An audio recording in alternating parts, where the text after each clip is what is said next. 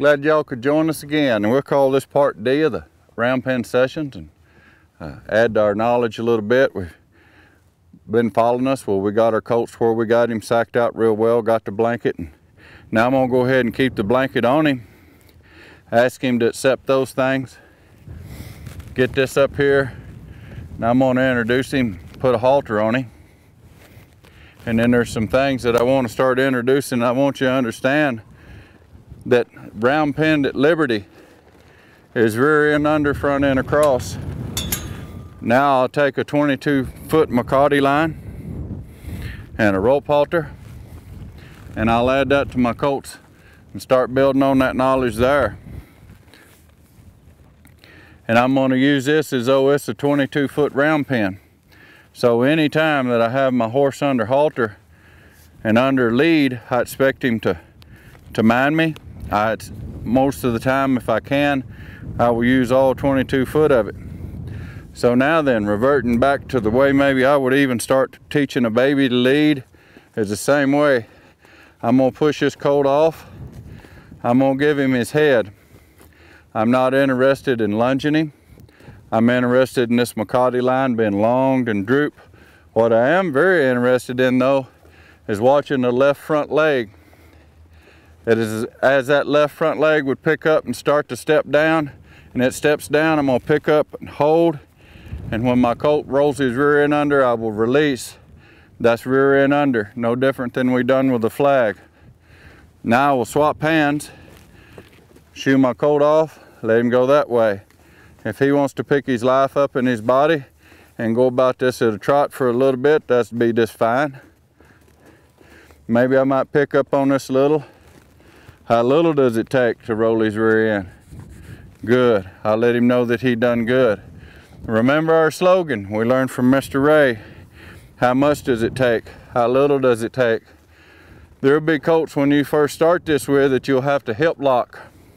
And then I'll show you some other tricks too to where you can get around some snubbing posts or some trees and get him soft. Keep him working. I'm gonna watch that inside front leg. Have that to where that's stepping up. How little does it take? Meaning how little pressure can I put on his hip to get him to roll under? Swap hands. How little does it take?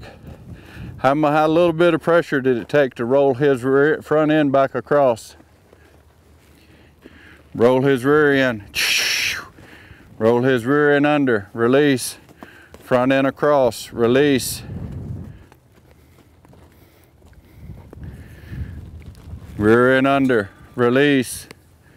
Ask him to follow up a little bit. I'll put his blanket back on him.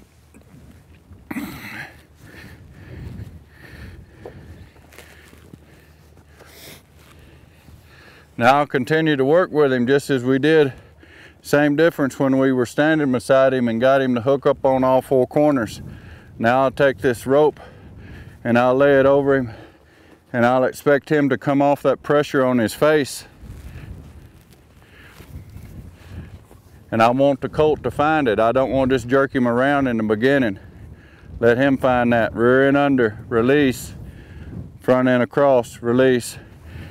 Let me expand just a little bit on the front end across. When I ask the colt to step off with his front end, as long as he will take a step, as quick as he takes a step, even if it's straight forward with his front foot, then I'm gonna reward that, and I'm gonna put complete slack back into my lead line. Front end across, he took a forward step, I released. Rear end under, I released. Front end across, I released. Rear end under, I released. The way that the colt understands the difference between his head, his front end across, and his rear end under is the amount of time that I hold pressure on his face, and he keeps escaping that pressure until he moves the right body part, and then I release. That should get y'all set for the next go round.